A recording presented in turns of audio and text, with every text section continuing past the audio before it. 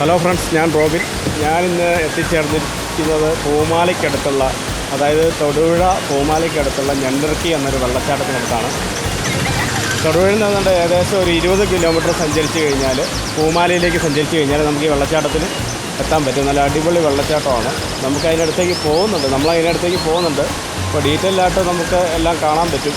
അതേപോലെ തന്നെ 1985 കാലഘട്ടത്തിൽ ഒരു ചെറിയൊരു പവർ ഹൗസ് ഇവിടെ ഉണ്ടായിരുന്നു. ഇവിടെയുള്ള ജനങ്ങൾക്ക് വേണ്ടി വൈദ്യുതി എത്തിക്കാൻ വേണ്ടി ഒരു ചെറിയൊരു പവർ ഹൗസ് ഈ വെള്ളച്ചാട്ടത്തിൻ്റെ വെള്ളം ഉപയോഗിച്ച് ജനറേറ്റർ പ്രവർത്തിച്ചിരുന്നു. ഇപ്പോൾ അതിൻ്റെ അവശിഷ്ടങ്ങൾ മാത്രമേ ഉള്ളൂ. അതുകൊണ്ട് നമുക്ക് കാണാൻ പറ്റും. ഏതായാലും നമുക്കൊരു ഡീറ്റെയിൽഡ് ആയിട്ടുള്ള വ്യൂ ഇതിനെക്കുറിച്ച് നമുക്ക് നോക്കാം. സ്ഥലത്തിൽ നിന്നുകൊണ്ടാണ് ഞാൻ ഈ വീഡിയോ ഷൂട്ട് ചെയ്യുന്നത്. ഒരുപാട് ആളുകൾ ഇവിടെ കുളിക്കുകയൊക്കെ ചെയ്യുന്നുണ്ട്. നല്ല രസമുള്ളൊരു വെള്ളച്ചാട്ടമാണിത്. എന്നെ നല്ല ലോങ് വ്യൂ അല്ലേ.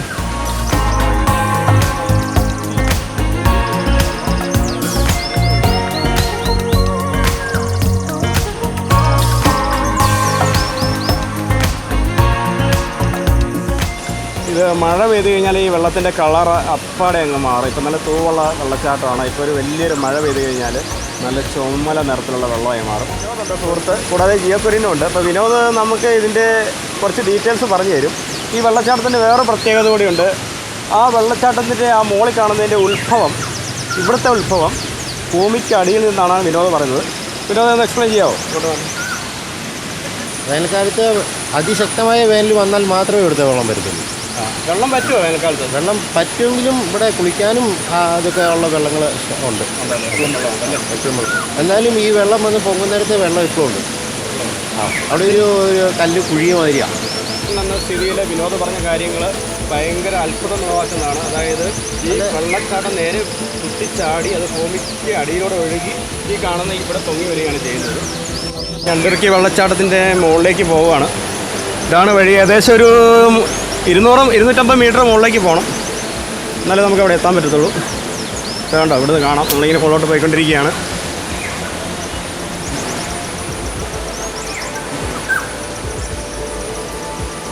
ഒരു 250 മീറ്റർ ആണോ അല്ലേ?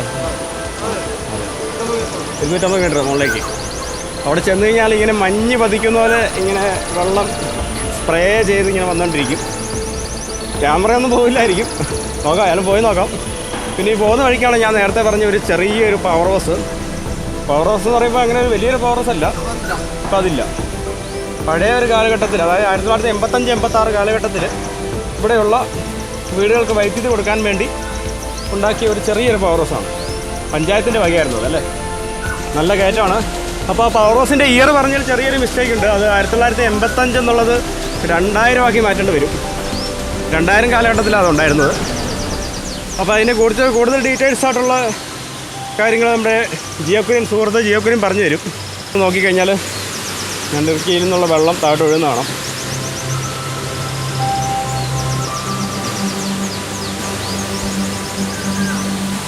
അപ്പം മെയിനായിട്ട് വേനൽക്കാലത്താണ് ഭൂമിക്കടിയിൽ കൂടെ ഇങ്ങനെ വെള്ളം വരുന്നത്.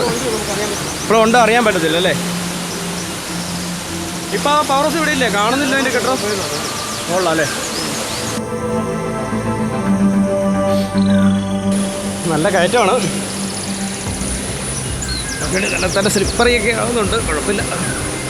ഭയങ്കര രസം കേട്ടോ, നിറയായിരിക്കാൻ പറ്റത്തില്ല.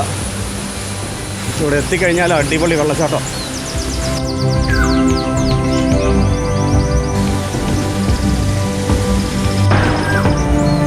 നല്ല സ്പീഡിലാണ് കയറി പോകുന്നത് നാട്ടുകാരനായതുകൊണ്ട്. അപ്പോൾ നമ്മൾ വെള്ളച്ചാട്ടത്തിൻ്റെ അടുത്ത് എത്തിയിരിക്കുകയാണ്. അടിപൊളി വെള്ളച്ചാട്ടം.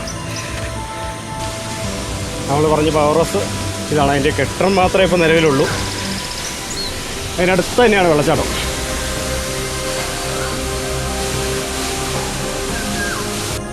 പണ്ടുണ്ടായിരുന്ന ഈ പവർ ഹൗസിൻ്റെ ഉൾഭാഗം ജനറേറ്ററുകളൊക്കെ ഉണ്ടെന്നാണ് ഞാൻ വിചാരിച്ചത്. പക്ഷേ അതൊക്കെ ഇപ്പോൾ കാണുന്നില്ല.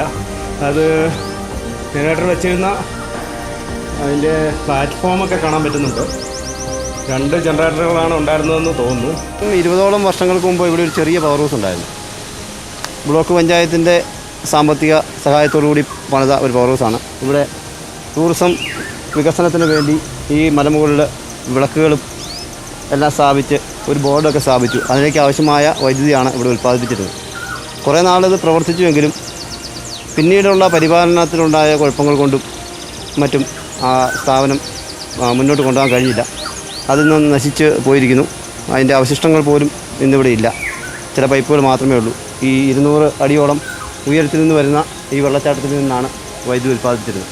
അന്നത്തെ കാലത്ത് ഒരു ചെറുകിട വൈദ്യുതി പദ്ധതി എന്ന് പറഞ്ഞാൽ ഈ നാടിൻ്റെ ഒരു സ്വപ്നമായിരുന്നു. ഇപ്പോൾ നശിച്ചു പോയാൽ നമുക്ക് ദുഃഖമുണ്ടെങ്കിലും ഭാവിയിൽ നമുക്ക് ഇതിലും നല്ല ഒരു വൈദ്യുതി നിലയം ഇവിടെ സ്ഥാപിക്കാൻ കഴിയുമെന്നാണ് ഞാൻ പ്രതീക്ഷിക്കുന്നത്. പണ്ട് KSEBിയുടെ കറണ്ട് കണക്ഷനൊക്കെ ഇങ്ങോട്ട് വന്നുകൊണ്ടിരുന്നതല്ലേ? പിന്നെ എന്തായിരുന്നു KSEBിയുടെ കറണ്ട് കണക്ഷൻ 88 കൂടിയാണ് പൂമാല മേഖലയിലേക്ക് എത്തിയത്.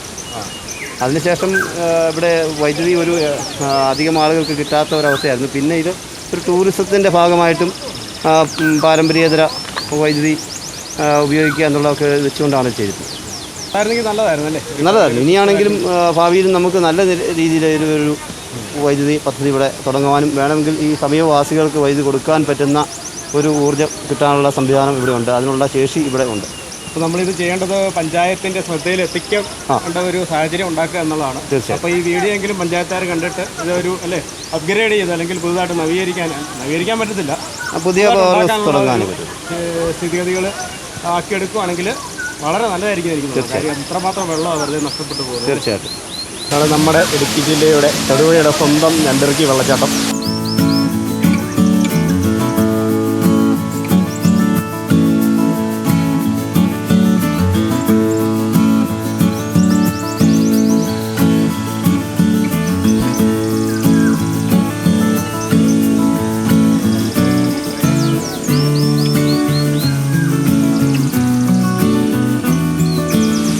അടുത്തേക്ക് ഏതായാലും ഒന്ന് പോയി നോക്കാം.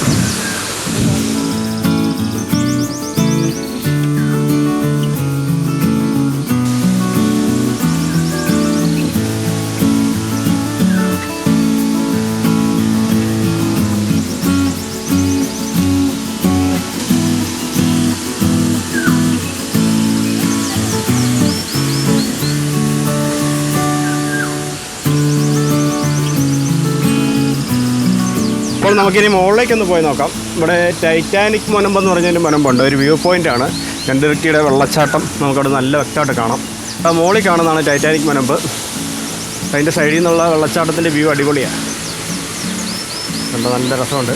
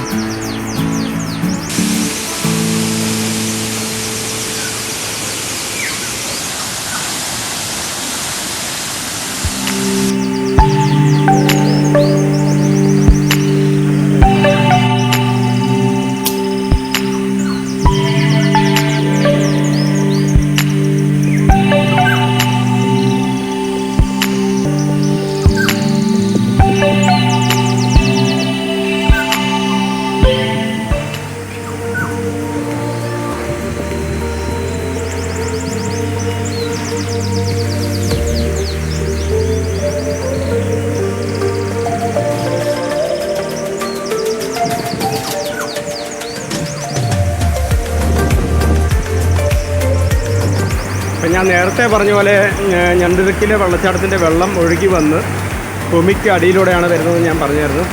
അപ്പോൾ അത് പൊങ്ങി വരുന്ന ഒരു കുഴിയാണ് നമ്മളിപ്പോൾ കാണാൻ പോകുന്നത്. കണ്ടോ, അത് കാണാൻ പറ്റും. ഭൂമിക്കടിയിൽ കൂടെ വെള്ളം ഒഴുകി പൊങ്ങി വരുന്നതാണ് ഇവിടെ. അല്ലേ വിനോദേ? ഇവിടെയല്ലേ ഭൂമിക്കടിയിൽ നിന്ന് വരുന്നേ? ഓ കൊള്ളാം. ഏതാണ്ട് ഒരു 200 മീറ്ററോളം ഭൂമിക്കടിയിലൂടെ വെള്ളം ഒഴുകിയിട്ടാണ് ഇവിടെ പൊങ്ങി വരുന്നത്.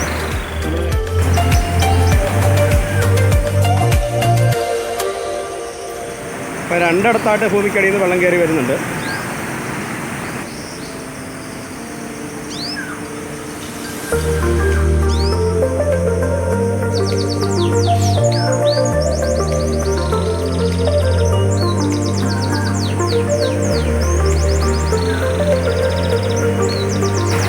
പാറയുടെ ചോട്ടിൽ നിന്ന് മഴ നനയില്ലെന്നാണ് വിനോദ് പറയുന്നത്. ശരിയാ.